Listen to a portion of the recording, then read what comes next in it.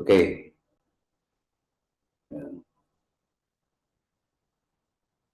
Ya. Jadi aborsi itu adalah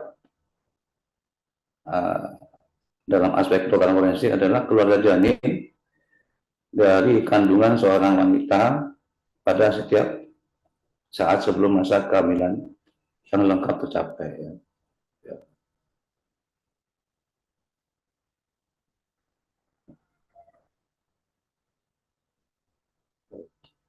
Aspek hukumnya ya adalah tindakan menghentikan kehamilan atau mematikan janin sebelum waktu kelahiran tanpa melihat usia kandungan.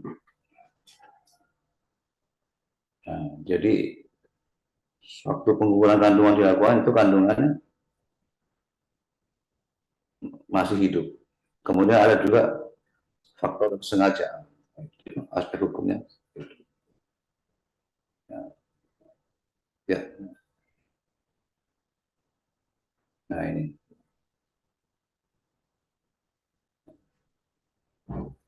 Jadi,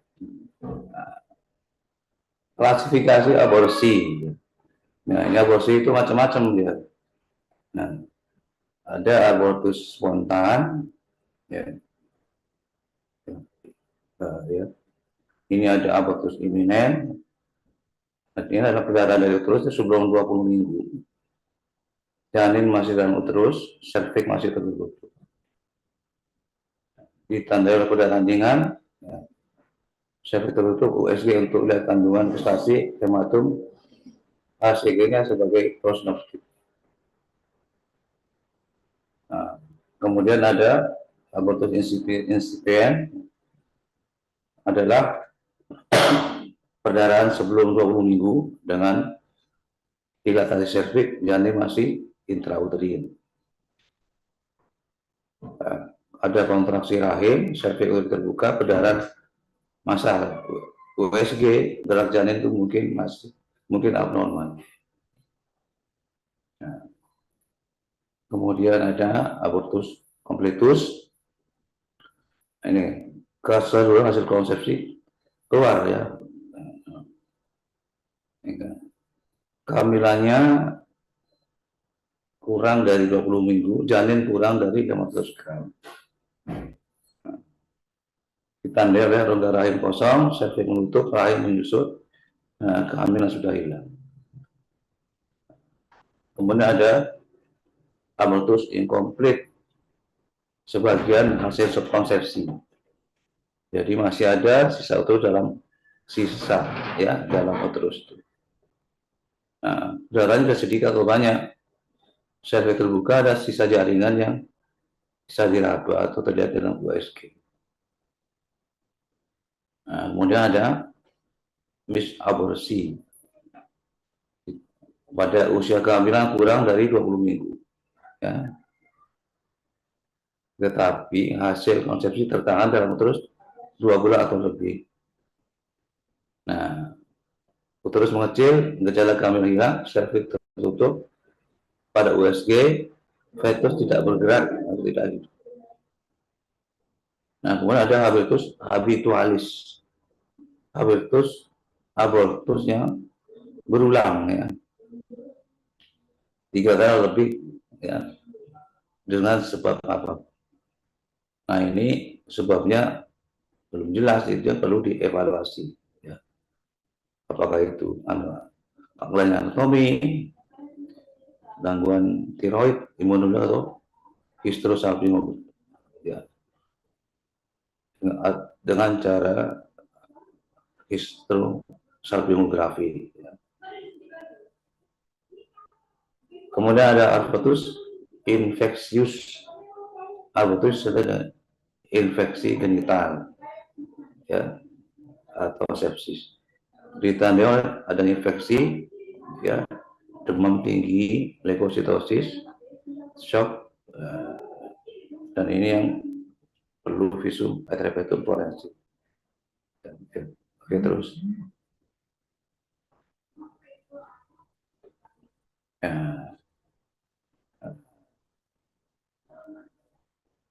Kemudian ada abortus provocatus, ya, dan abortus medicinalis atau terapeutis. Jadi abortus itu ada yang kriminal, abortus yang medicinalis, ada yang kriminalis. Ya. Ya. Yang medicinalis atau terapeutis atas indikasi medis, ya. Jadi itu legal. Adalah penghilangan gambar dilakukan oleh tenaga medis atas indikasi legal atau medis dengan tujuan untuk menyelamatkan nyawa si. Tempatnya dilakukan sarana kesehatan yang memadai atas persetujuan tertulis, research dari informed consent, dokumentasi lengkap, dan konsultasi ahli. Kalau kriminalis itu adalah di luar indikasi medis dan di luar, ya, ketentuan hukum atau yang disebut sebagai pelanggar hukum. Siapa pelakunya dilakukan oleh secara ilegal, ya, dengan alat atau obat-obatan yang tidak resmi atau dengan uh, manipulasi dari uterus atau serviks. Nah, karena ini ilegal atau kriminalis, maka harus ada visum et repertum. Ya. Meskipun biasanya orang-orang yang melakukan aborsi itu kita sulit untuk mendapatkan pelakunya, karena hasil di TKP itu kita cuma bisa mendapatkan jenazah bayinya, gitu. Ya. Ya, terus lanjut. Nah, sekarang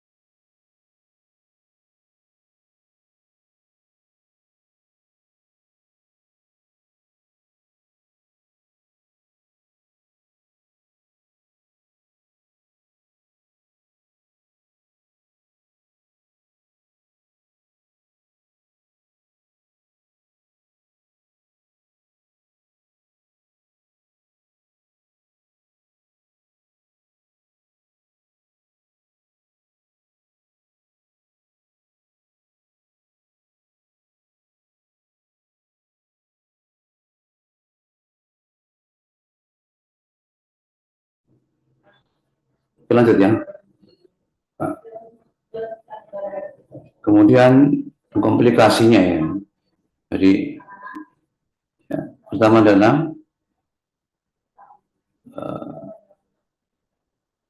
ya ini jaringan kehamilan tertinggal di rahim ini sering pada aborsi medis sehingga perlu USG dan kuretase. Kemudian perdarahan akibat rahim tidak kontraksi sempurna atau ada robekan. Dan ini perlu oksitosin, metil ergometil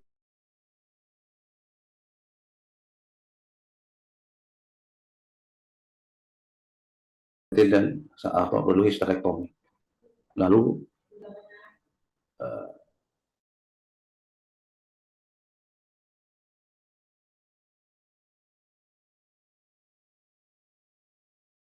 kegagalan aborsi. Aborsi gagal melakukan prosedur USG dan detak pasca aborsi.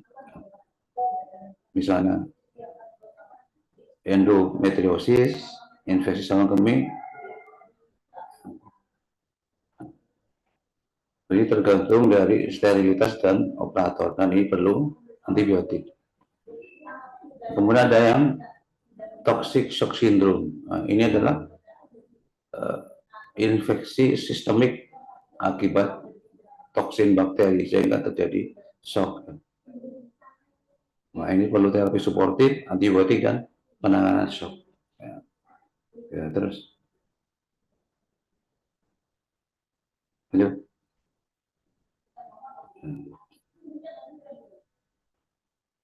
Kemudian prosedur terapinya ya, pada trimester pertama itu menggunakan methotrexate dan misoprostol. Ya. Methotrexate ini menginhibisi sel, ya, terutama sel tromboblastik plasenta pada masa pertumbuhan janin sehingga tidak langsung menyebabkan terminasi. Nah, kemudian misoprostol menghasilkan kontraksi kuat dan dilatasi serviks agar janin dapat keluar dari ya dengan mudah.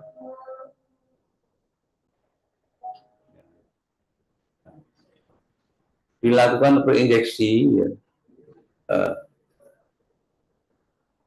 kemudian setelah ya, jadi MTX itu pertama kali per meter per segi luar melakukan tubuh. Kemudian setelah 37 hari diikuti memberikan 800 mikrogram oral atau suppositorium. Tapi saat ini tidak pernah dipakai karena apa? Mempunyai efek teratogenik. Ya. Kebanyakan yang hanya dipakai menggunakan apa? Sesar, seksio ya. Ya terus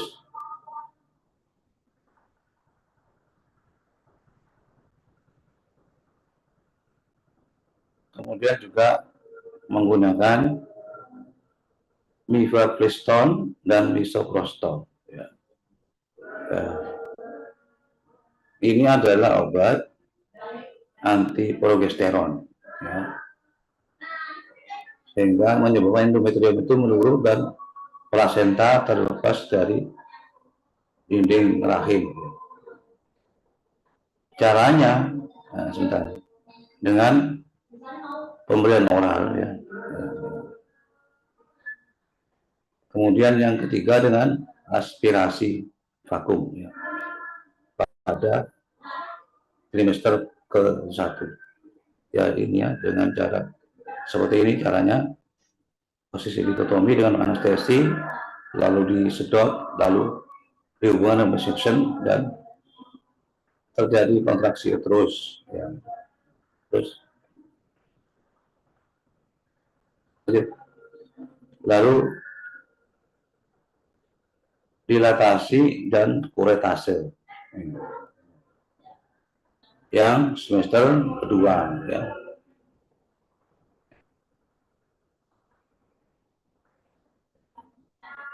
Terus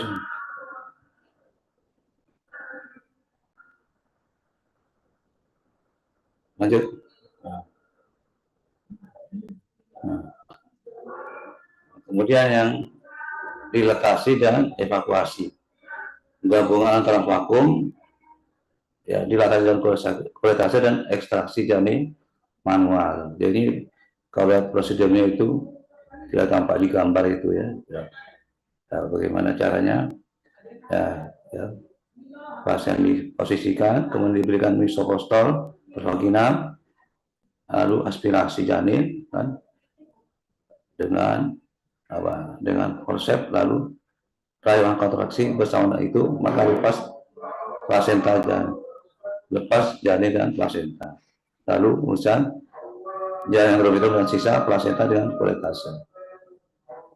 Ya, terus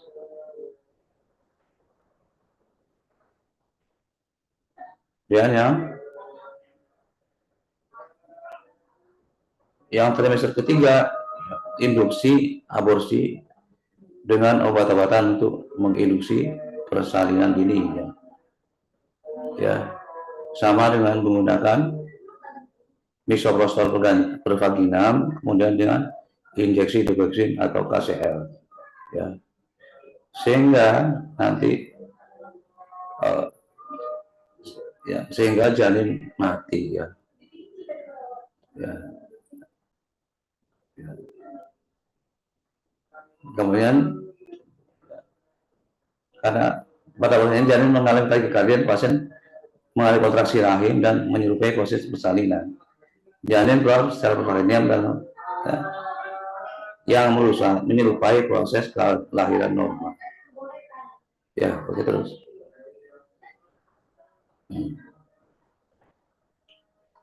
Yang ke ini, ya, trimester ketiga dengan menggunakan dilatasi dan ekstraksi dengan menggunakan misoprostol dan menggunakan forceps, ya, melalui vagina dengan posisi kaki lebih dahulu. Ya. Ya. Ya.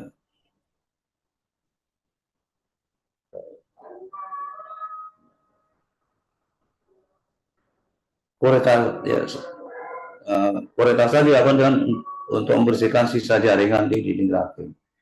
Ya.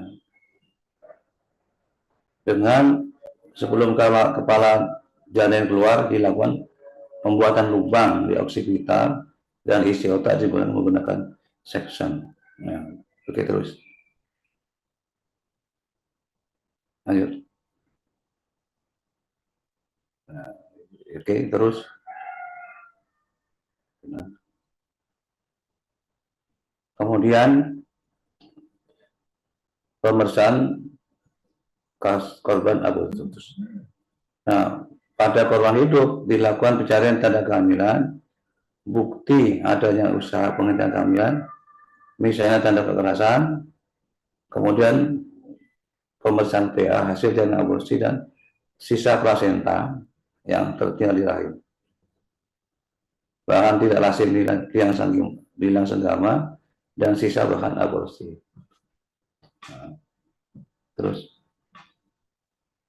ya,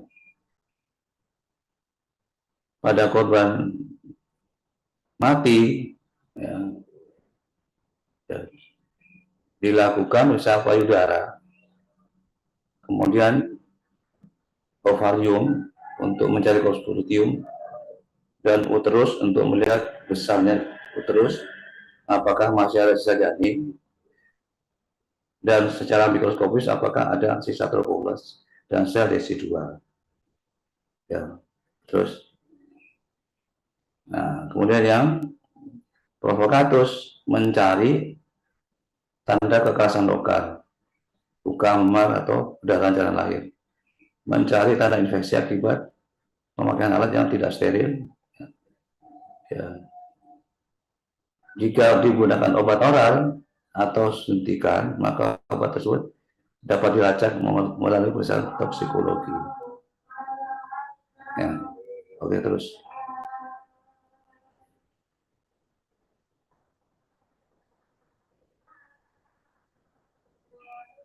Nah, kemudian sebab kematian ya, pertama adalah vagal refleks. Komplikasi ini sering terjadi karena adanya rangsangan pada permukaan kanal cervicalis. Masalahnya vagal refleks ini kalau otopsi itu tidak tampak di hasil organ-organ itu. Ya. Jadi bisa saja seluruh organ itu normal, ya, karena kejadian sangat cepat. Ya. Kemudian karena perdarahan, karena objeknya vagina, serviks dan uterus sehingga terjadi perdarahan. Kemudian ada emboli udara, ada aborsi yang menggunakan alat semprot, sehingga udara masuk ke dalam pembuluh darah dan mengakibatkan arteri emboli pada arteri. Kemudian pasti terjadi sepsis ya, karena penggunaan alat yang tidak steril. Nah, pasal hukum ya, undang-undang hukum pidana KUHP ya. Nah, pasal 346 perempuan yang adalah sengaja menggugurkan kandungan dipidana 4 tahun ya. Kalau yang 347 aborsi tanpa izin perempuan pidana 12 tahun. Nah, pasal 348 aborsi dengan izin perempuan pidana 5 tahun 6 bulan.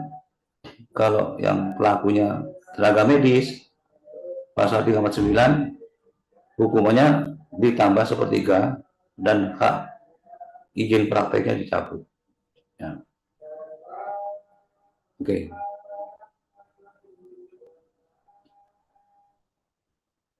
Nah, ini yang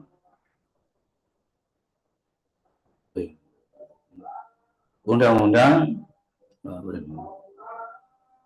nomor 1 tahun 2023. Ya.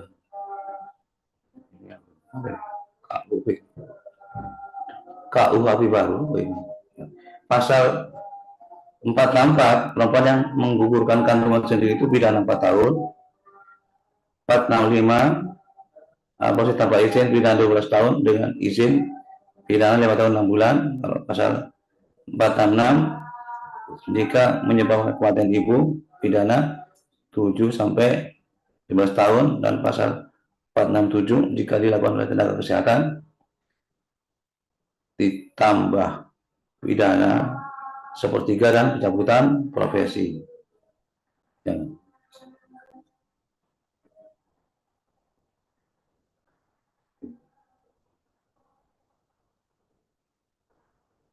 Nah, kemudian aborsi yang diperbolehkan Undang-Undang nomor 17 tahun 2003 dan PP nomor 1 nomor 61 tahun 2014. Kalau ada indikasi kedaruratan medis demi menyelamatkan nyawa si ibu atau janin cacat berat. Jadi kalau memang ini indikasinya, itu bisa dilakukan aborsi. Nah, kehamilan akibat perkosaan. Jadi ini adalah bukan alasan medis, tapi alasan alasan indikasi sosial ya, atau bukan indikasi medis. Karena orang yang diperkosa belum tentu bisa menerima kehamilannya itu. Tapi ada batasannya ya, maksimal kehamilannya 14 minggu. Dengan syarat dilakukan oleh tenaga medis yang berwenang, punya kompetensi di fasilitas yang ditunjuk. Nah, itu ya. Nah. Kemudian aborsi dari sudut pandang pakar, moral, etika kedokteran serta agama. Menurut WHO, Ya, WHO membenarkan adanya aborsi sebagai sesuatu yang legal apabila dilakukan secara aman pada masa kehamilan sebelum 24 minggu. Nah, ini ya. Nah, beberapa negara membenarkan adanya aborsi demi keselamatan ibu atau dalam beberapa kasus ke pemerkosaan. Jadi mungkin kita meratifikasi ya dari WHO atau dari negara lain ya, contoh ya. Terus sekarang sudut pandang moral dan etika profesi dokter. Dari pasal 7D menyatakan bahwa staf dokter harus senantiasa mengingatkan kewajiban melindungi hidup makhluk insani. Pada pelaksananya, apabila ada dokter yang melakukan pelanggaran, maka penegakan implementasi etik akan dilakukan secara berjenjang, dimulai dari panitia etik di masing-masing rumah sakit hingga MKEK, ya, Majelis Kehormatan Etika Kedokteran. Ya, terus. Ya. Kemudian dari sudut pandang agama, aborsi dirinci menjadi dua bagian, sebelum ditiupkan ruh dan setelahnya. Sebelum ruh ditiupkan itu pada janin, ditiupnya itu pada janin waktu ia berumur 4 bulan atau 120 hari. Yaitu dihitung dari hari pertama haid terakhir. 4 masa telah merupakan bahwa aborsi yang dilakukan setelah ditiupkannya ruh adalah perbuatan yang haram. Jadi pernyataan haram tersebut berlaku mutlak pada setiap keadaan. Baik menetasnya janin dalam kandungan dapat berdampak buruk bagi ibu ataupun tidak. Nah, aborsi diharapkan secara ijma kesepakatan jika dilakukan setelah 4 bulan, yang mana itu adalah fase yang telah ditiupkan nyaruh kepada janin di perut ibunya. Ya, oke. Lanjut. Nah, ini. Ya. Batasan dokter terhadap tindakan aborsi. Berdasarkan Undang-Undang PP, peraturan pemerintah, hanya boleh dilakukan jika ada indikasi medis atau kehamilan akibat perkosaan. Ya, ini Undang-Undang Nomor 36 2009, PP Nomor 61 tahun 2014 dan PP Nomor 28 2014 24. Lalu tenaga medis yang berwenang di vaskes yang resmi wajib ada konseling pra dan pasca tindakan serta persetujuan tertulis pasien. Nah, ini SOP ini harus dilakukan. SOP. Dokter wajib membuat dokumentasi medis. Sekarang SOP harus dipatuhi. Karena apa? Sekarang dokter itu bisa menjadi sasaran hukum ya. Ya, kalau kita sudah bekerja sesuai SOP maka aman ya. Kemudian berdasarkan Kodeki, dokter wajib Kodeki 2012, dokter wajib menghormati kehidupan sejak pembuahan. Pembuahan dilarang melakukan aborsi tanpa indikasi medis yang sah. Bila dilakukan atas indikasi medis harus berkonsultasi dengan sejawat atau tim etik rumah sakit. Ya. Terus, nah ini kemudian ini kesimpulannya.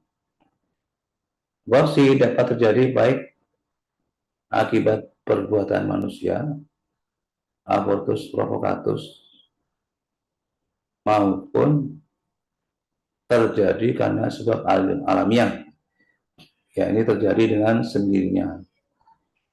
Ya, dan ini abortus spontan. Ya. Ya. Yang kemudian metode aborsi terdiri banyak cara, ada dengan obat, kekerasan mekanik, dan operasi medis. Oke, kita lanjut. Ya, selesai ya. Lanjut ke materi berikutnya. Kemudian ke pembunuhan anak. Ya. Infanticide. Oke.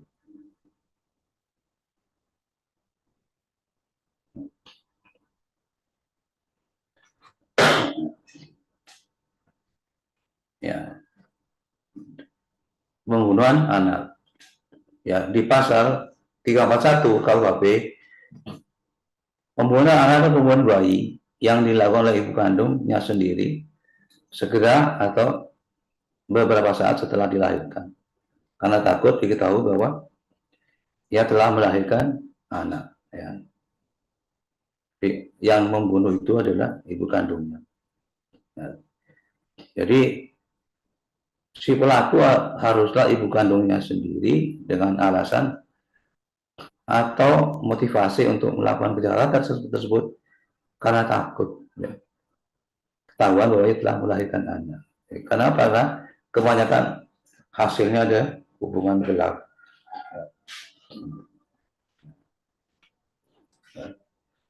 Nah, cara yang paling sering dilakukan dalam kasus ini adalah membuat keadaan asfiksi mekanik, yaitu pembekapan, pencekikan, penjeratan, dan penyumbatan. Untuk yang lain adalah kekerasan tumpul di kepala dan kekerasan tajam pada leher atau dada. Ya. Ya.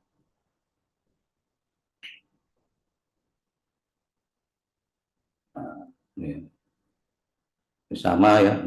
Jadi undang-undang Indonesia pembunuhan yang dilakukan oleh seorang ibu atas anaknya sendiri pada ketika dilahirkan atau tidak berapa lama setelah dilahirkan, karena takut ketahuan ia telah melahirkan anak. Ya.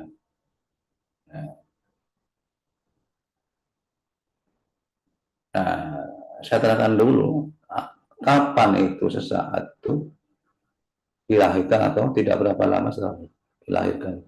Jadi kalau kita mendapat kiriman bayi, ya, kita harus menentukan dulu apakah bayi itu, jenazah itu yang kita untuk otopsi itu, apakah ini kasus aborsi atau pembunuhan anak, ya, dengan melihat tanda-tanda pada fisik dari bayi itu, ya, dengan melakukan pemeriksaan pada bayi itu harus bisa dibedakan apakah ini aborsi atau pembunuhan anak. Ya.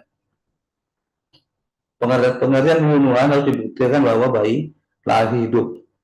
Ya. Harus dibuktikan bahwa bayi lahir hidup. Terdapat tanda kekerasan dan sebab kematian yang akibat kekerasan. Ya. Kalau bayi lahir mati, itu berarti bukan aborsi. Ya. Karena sudah lahir mati kan pasti gimana membunuhnya yang sudah lahir mati. Bukan apa? Bukan pembunuhan anak atau arahnya ke aborsi. Ya. Kalau lahir mati. Jadi harus dibuktikan bahwa bayi lahir hidup. Kemudian pengertian baru lahir, ya, mencakup penilaian atas cukup bulan atau belum, usia gestasi, usia pasca lahir, serta memberikan asupan baik lahir hidup ataupun tidaknya bayi tersebut. Kemudian dengan takut diketahui diartikan dengan belum timbulnya rasa kasih sayang ibu kepada bayinya ini. Belum timbulnya rasa kasih sayang ibu kepada bayinya. Nah, pengertian si ibu membunuh anak sendiri mengarahkan kepada kita untuk berupaya membuktikan apakah mayat bayi yang diperiksa adalah anak dari tersangka ibu. Ya. Terus ke atas.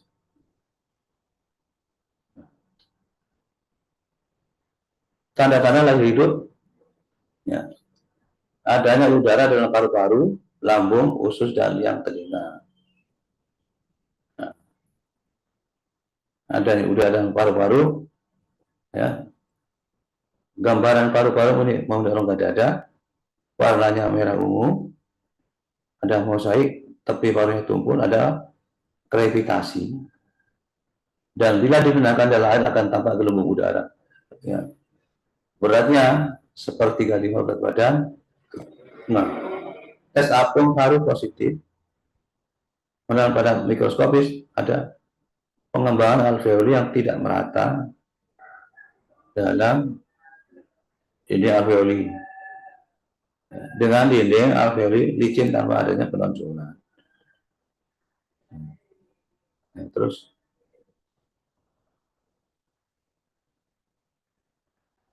lewat tadi. Mana? terus balik lagi. Maaf, kurang ke atas tadi. Balik. Nah, bawahnya apa? Makanan tadi ya. Kurang ke atas ini. Udah ya. Oh, sudah.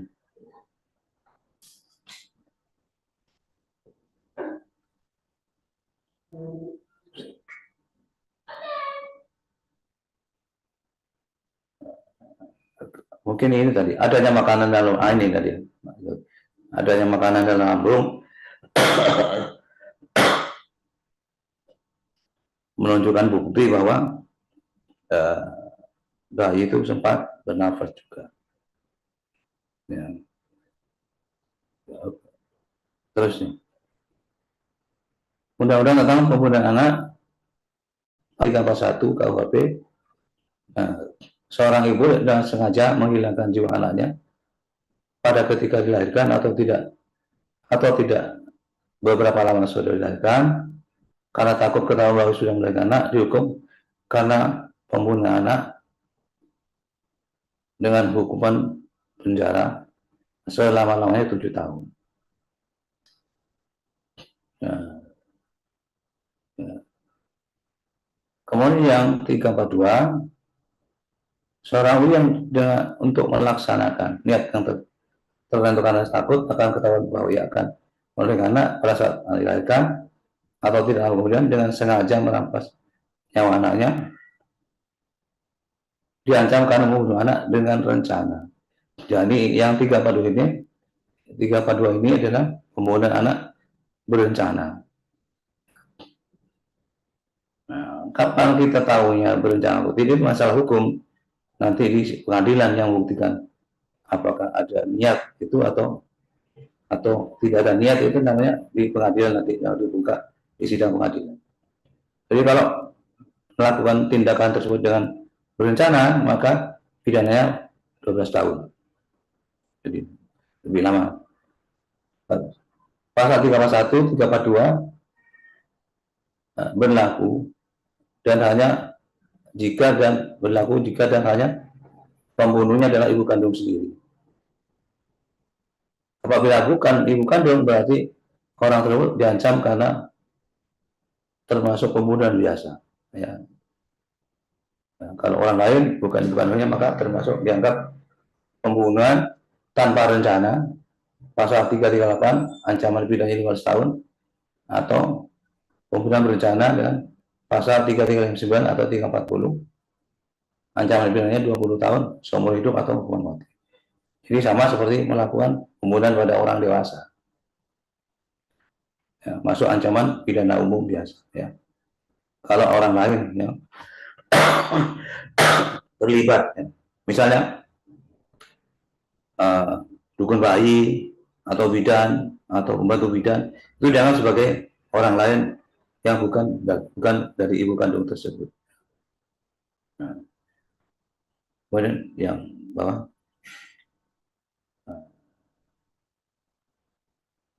naikkan ke atas bisa.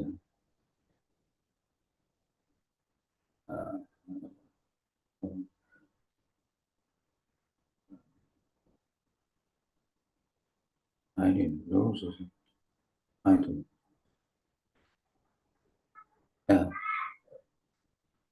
Ya, ya sudah.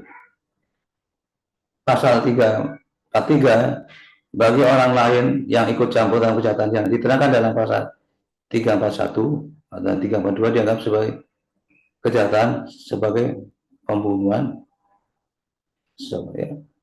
sebagai makar mati atau pembunuhan. Ya, oke, terus.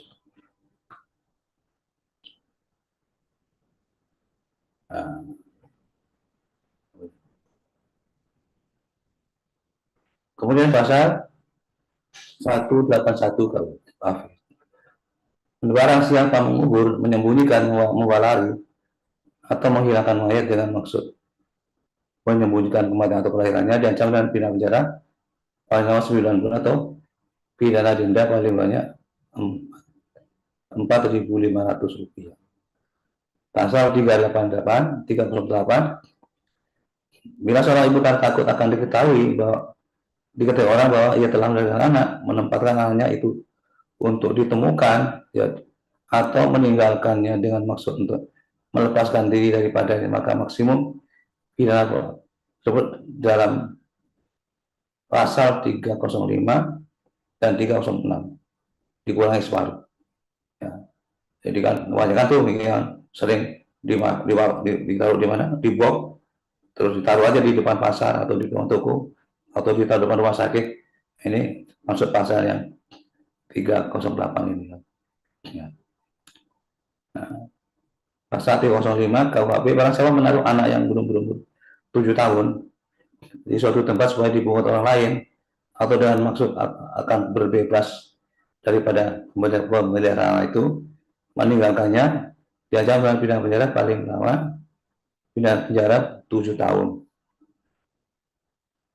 Kemudian pasal 306, bila salah satu perbuatan tersebut dalam pasal 305 mengakibatkan luka berat, maka yang bersalah diancam dengan pidana penjara paling lama 7 tahun 6 bulan. Kalau mati, maka diancam dengan pidana penjara paling lama 9 tahun. Kalau bayi yang lahir mati itu sebenarnya masih dapat hidup di dalam kandungan ibunya, maka namun karena usaha-usaha tertentu mengakibatkan pengeluaran janin tersebut sebelum waktunya, terkena pasal apa ya? Pasal apa ya? Nah itu, Pak.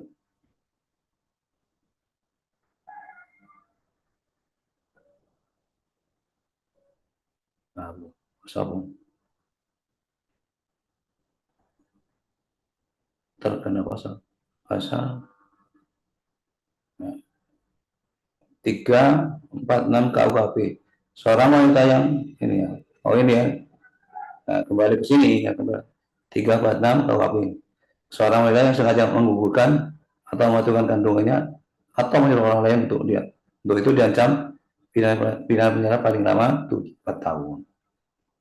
Kalau pasal 37, nah, barang siapa dengan sengaja menggugurkan atau mematikan kandungan seorang wanita tanpa persetujuan, diancam dengan pidana penjara paling lama 12 tahun. Kalau terus naik. Nah, kemudian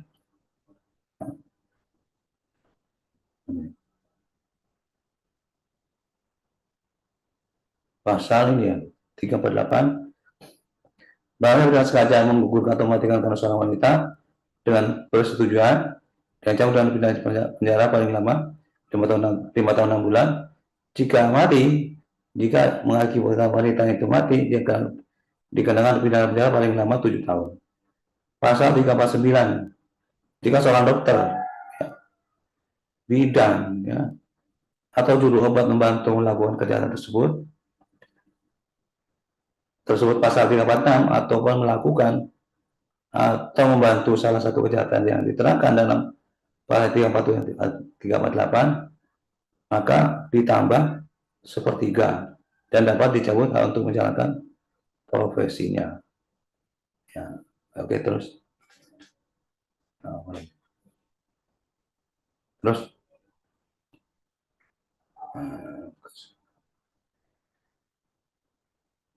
Ya.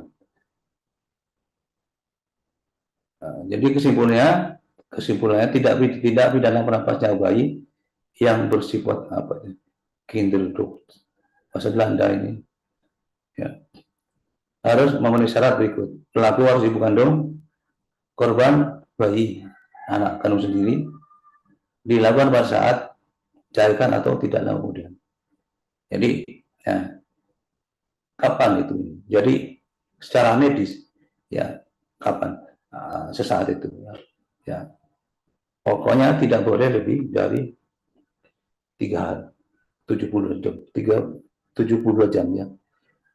Ya, atau tanda plasentanya masih lengket, ya. Ya. Jadi kalau kalian nanti meriksa otopsi itu, selama plasentanya masih lengket, itu masuk waktu itu sesaat atau beberapa lama kemudian setelah dilahirkan. Kalau sudah lepas plasentanya itu tidak masuk pembunuhan anak, ya. Ya, itu sekitar sampai 5 hari. Jadi kalau lebih dari 3 hari plasentanya lepas, itu bukan termasuk infanticide, ya, termasuk pembunuhan biasa. Ya dilihat plasentanya itu melekat atau enggak. Kalau masih lengket itu masih termasuk pembunuhan anak.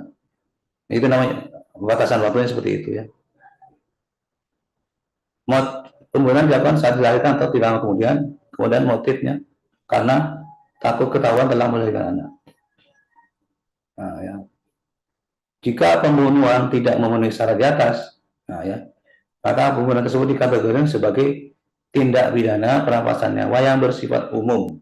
Nah, sebagaimana dimaksud di dalam pasal 338 dan 340 KUHP dengan ancaman hukuman yang lebih berat. Meskipun pelakunya itu ibunya sendiri, ya. Nah, masuk ke pidana umum. Pasal 388 ya. Barang siapa yang sengaja merampasnya orang lain diancam karena pembunuhan dengan pidana penjara paling lama 15 tahun. 340 ya, dengan sengaja atau dengan rencana merampasnya orang lain diancam dengan pidana mati seumur hidup atau paling lama 20 tahun. Ya. Ya, terus. Nah, evaluasi bukti forensik dalam infanticide. Laporan otopsi mengidentifikasi cedera fisik seperti cedera lokasi dan keparahan yang dapat menjadi bukti kuat dalam menunjukkan adanya kekerasan terhadap. Nah, yang penting di sini saya ulang lagi, bagaimana cara membedakan apakah itu aborsi atau infanticide. Jadi yang pertama yang harus ditentukan apa? Apakah bayi itu aterem atau viabel atau tidak. Ya. Viabel artinya bayi itu bisa bertahan dalam udara luar tanpa bantuan nafas. Misalnya beratnya itu tidak boleh kurang dari 1.500 gram beratnya itu. Ya. Panjangnya 35 cm, panjang badannya, tinggal kepalanya 32 cm. Ya. Nah, kalau tidak viabel itu pasti arahnya ke aborsi. Ya. Tapi kalau dia viabel bisa aborsi atau infanticide. Kemudian analisis DNA dari sumber bukti seperti pakaian, ya, atau pembuktian atau tempat kejadian yang dapat membantu, ya, membagi. Nah, kalau DNA itu masih sulit, tapi ini merupakan alat yang paling bagus ya, DNA. Ya. Nah, sementara yang ini kalau protapnya itu kalau aborsi atau infanticide yang diambil adalah menentukan golongan darah. Ya. DNA itu karena masih mahal ya mungkin tidak menjadi protap yang rutin. Ya. Tapi bisa membantu untuk mengkonfirmasi keberadaan pelaku. Kemudian jejak fisik ya seperti jari jari atau jejak kaki di tempat kejadian atau pada tubuh korban. Ya. Penilaian saksi dan rekaman. Keterangan dari saksi mata atau bukti rekaman seperti rekaman video atau audio. Kemudian konsistensi bukti. Penting memastikan konsistensi antara berbagai jenis bukti dan jenis bukti yang diperoleh dalam kasus infanticide. Kemudian dilakukan penyelidikan mendalam diperlukan untuk mengumpulkan bukti forensik yang cukup dan memastikan tidak adanya kehilangan atau penyimpangan informasi yang dapat mengganggu integritas kasus. Ya. Nah, sekarang kenyataannya sekarang itu pada kasus-kasus aborsi ya, atau infanticide kesulitan kita untuk mencari siapa pelakunya ya. Karena belum ada keseriusan untuk mencari pelaku itu dengan menggunakan alat-alat yang tidak ada pada aparat kepolisian. Sehingga kalau posisi kita adalah hanya menerima jenazah tanpa ada tindak lanjut untuk mencari siapa pelakunya itu. Oke, lanjut. Nah, kemudian pada bayi, otopsinya untuk tujuan apa? Adalah untuk membantu dalam penentuan identitas, menentukan sebab pasti kematian, memperkirakan cara kematian, ya, apakah wajar atau tidak wajar, memperkirakan mekanisme kematian, mengumpulkan serta mengenali barang-barang bukti, dan membuat laporan yang atau visum yang objektif, dan melindungi orang yang tidak bersalah dan membantu penuntutan terhadap yang bersalah. Oke.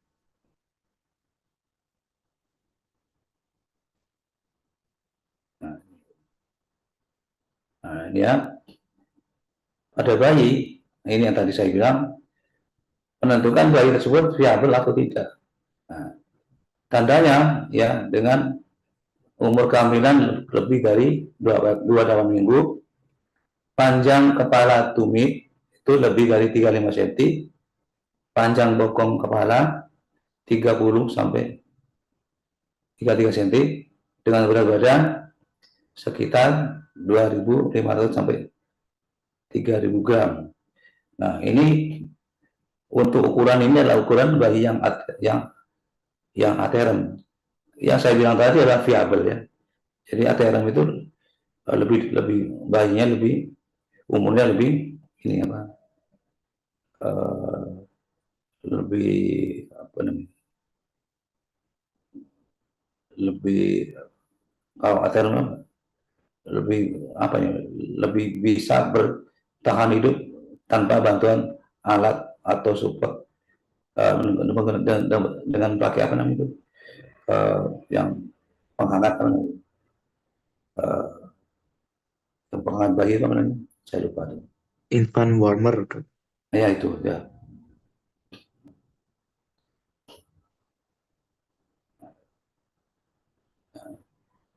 Lingkar kepala sudah mencapai 33 cm ya, gitu ya, ya.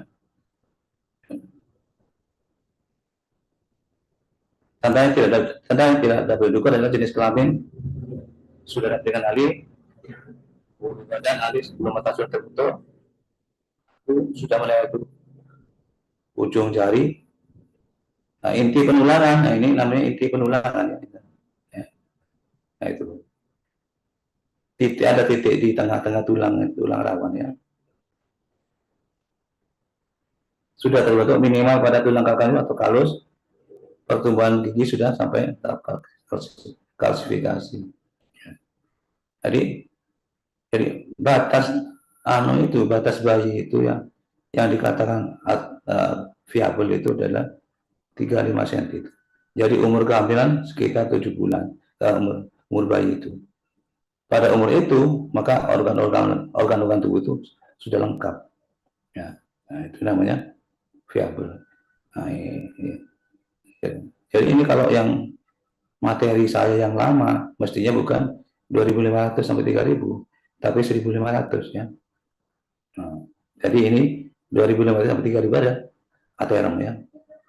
Jadi yang ini yang bayi terbukti viabel atau tidak itu adalah beratnya 1.500 ya. Nah, kalau yang 2.500 sampai 3.000 itu aterem ya.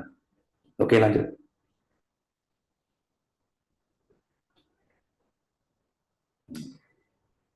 Kemudian bayi pada bayi lahir hidup atau mati.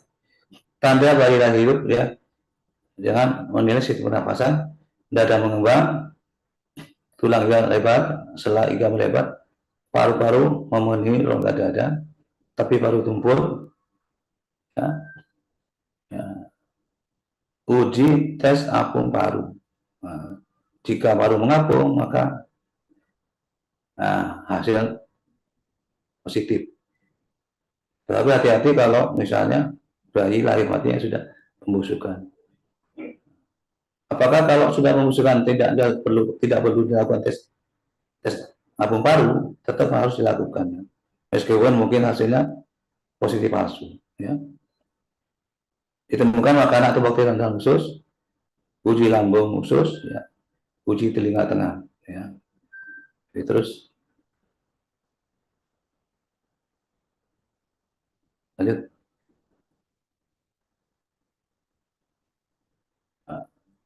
Nah, dia memperkirakan, menghitung lama hidup di luar kandungan. Usia bayi dapat dihitung dengan menggunakan rumus Dehas. Nah, jadi dengan menggunakan rumus ini. Jadi akar ya. Nah, sampai uh, panjang 25 ya, panjang 25 cm itu diakarkan. Jadi kalau 25 cm akarnya berapa? Akar 5. Maka itu 5 bulan. Jadi diukur dari tumit sampai ke kepala ya. Nah, jadi diakar. Lebih dari 25 itu dibagi 5 ya. Jadi kalau sampai 25 diakarkan, misalnya 16 berapa? Maka akar dari 16 kan 4 bulan. 4, maka umurnya 4 bulan. Kalau 30, ya 30 berapa? Itu udah ya, diakarkan. Nah, ya. Kalau 36 cm kan 6 kali 6 berarti 6 bulan ya. Nah, itu ya. Jadi diakarkan. Lebih dari 25 itu dibagi, kalau lebih 25 cm diakarkan ya.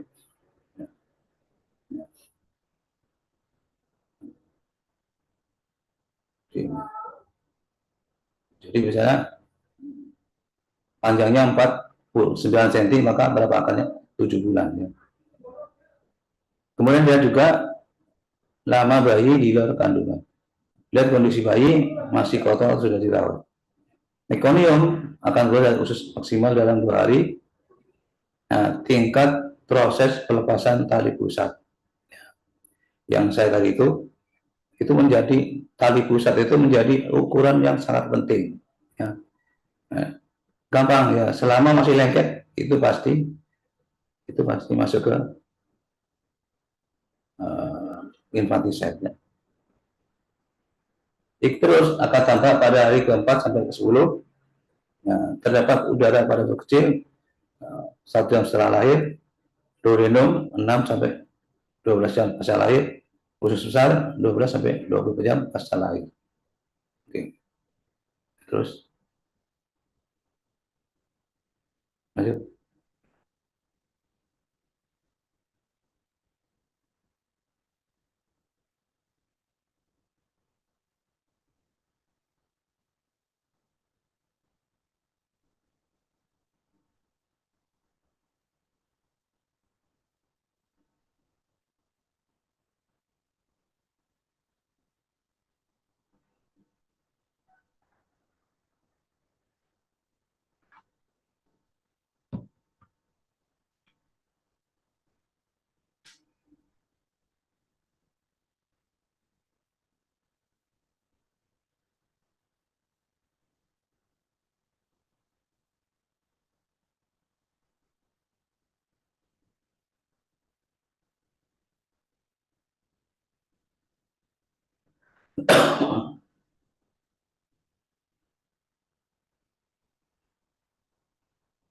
Ada lanjutannya.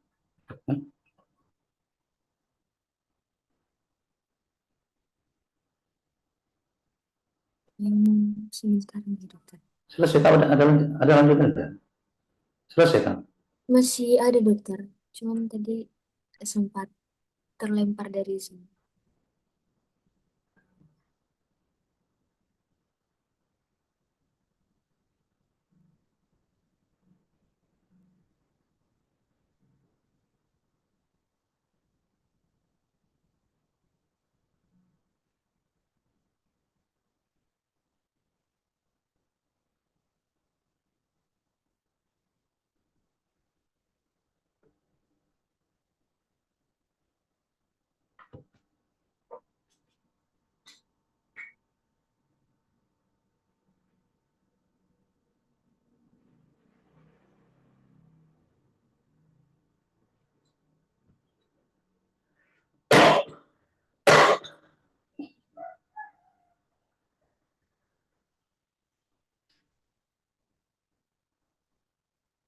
Nah,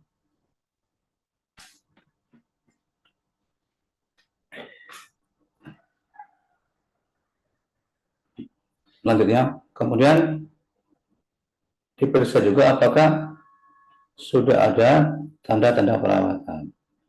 Misalnya pemotongan bayi, pemotongan tali pusat dengan alat, dapat dilihat pada ujung pemotongan tali pusat, terlihat rata. Apabila tidak dapat dinilai, maka dilakukan penilaian dengan memasukkan ujung tali pusat ke dalam air, sehingga dapat terlihat apakah ujung pemotongan tersebut rata atau terkoyak. Untuk apa? Ya. Nah, adanya tanda perawatan ini akan mencari adanya tersangka lain, ya, selain dari ibu bayi tersebut. Dengan risiko apa? Pasti itu akan kena pasal pembunuhan atau pembunuhan berencana. Jadi intinya kalau ada orang terlibat dengan melihat bukti pemotongan itu, maka akan ada tersangka lain. Ya. Kemudian vernik gaseosa pada leher, lipatan ketiak dan lipat paha sudah dibersihkan. Nah, adanya makanan atau tabung, adanya pakaian dikenakan oleh bayi. Nah, ini merupakan tanda-tanda perawatan. Ya. Artinya bayi itu sudah pernah dirawat atau ditangani oleh orang lain yang mungkin bukan ibu kandung bayi tersebut. Maka pasalnya akan beda, ya. Ya. Oke, terus.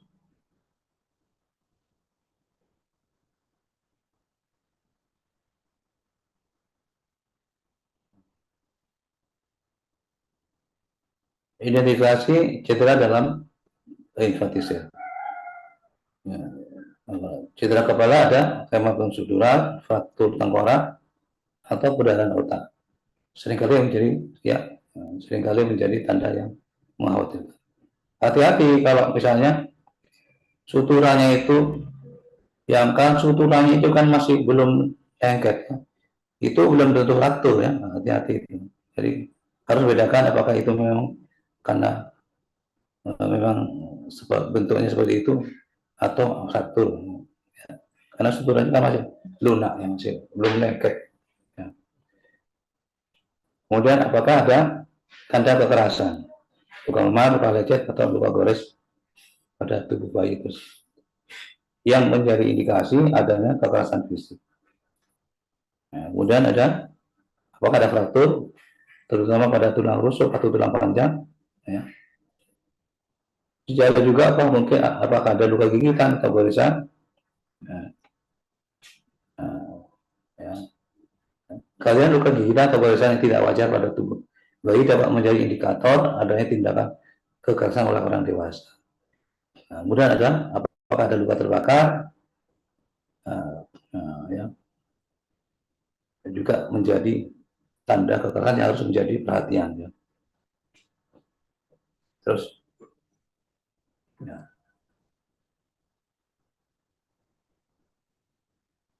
penyebab kematian, ya, ya bisa karena wajar, ya, bisa ya, karena apa? Karena ya, imaturitas, imatur, dan penyakit kongenital, bisa karena perdarahan, malformasi, penyakit plasenta, spondylolitis dan erythrosis fetalis, dan karena kecelakaan akibat persalinan yang lama, jeratan tali pusat, dan karena trauma.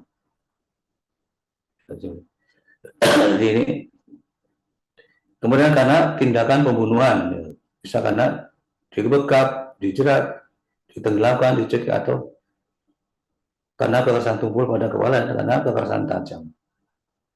Oke, terus.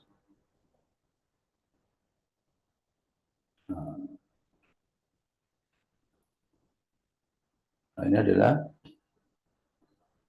contohnya, ya. Ini karena bayi yang korban pembekapan, yang inilah pencekikan manual. Ya. Terus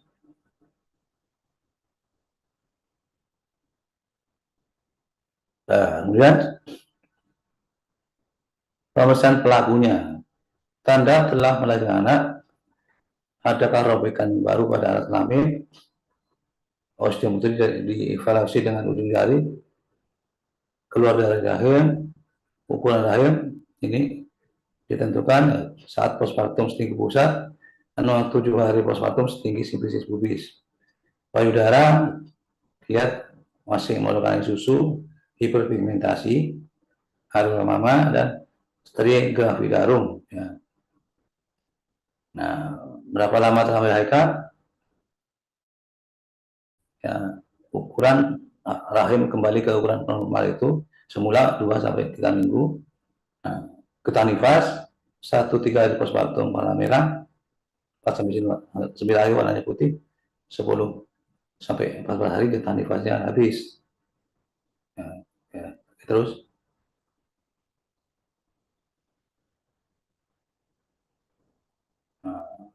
tanda partus precipitatus, robekan pada alat kelamin, ada inversi uteri, robekan tali pusat anak yang biasanya terdapat pada anak atau pada tempat tali pusat, luka pada kepala bayi, ya, yang menyebabkan perdarahan di kulit kepala, perdarahan di dalam tengkorak. Mencari data antropologi yang khas pada ibu dan anak, golongan darah ibu dan anak, dan sidik jari. Nah, ini adalah yang rutin ya kita kerjakan adalah memeriksa golongan darah. Itu pun susah untuk ibunya. Jadi hanya bisa memeriksa golongan darah anaknya. Yang ini antara antropologi itu masih masih teori ya, termasuk sidik jari DNA ya. Masih belum menjadi protokol rutin kalau kita mendapatkan kasus pembunuhan anak. Mungkin untuk riset atau studi-studi yang pendidikan untuk spesialisasi mungkin untuk kepentingan riset atau untuk penelitian mungkin dikerjakan.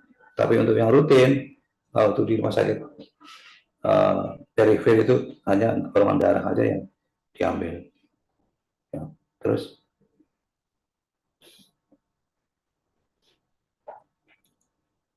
upaya pencegahan hepatitis dengan pendidikan kesehatan masyarakat, dukungan psikologi dan sosial, akses terhadap layanan kesehatan mental, sistem perlakuan dan intervensi dini, peningkatan dan pengawasan pemantauan, pengembangan program perawatan alternatif.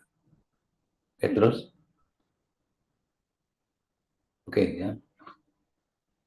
Baik ya, untuk sore ini untuk 2 mata kuliah ya, tentang aborsi dan infanticide. Kecuali ada pertanyaan, kalau ada pertanyaan mari kita tutup untuk kuliah sore ini.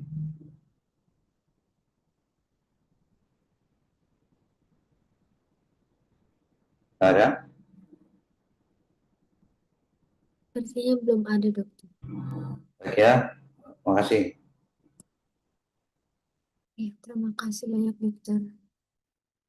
Terima kasih, dokter. Terima kasih, dokter.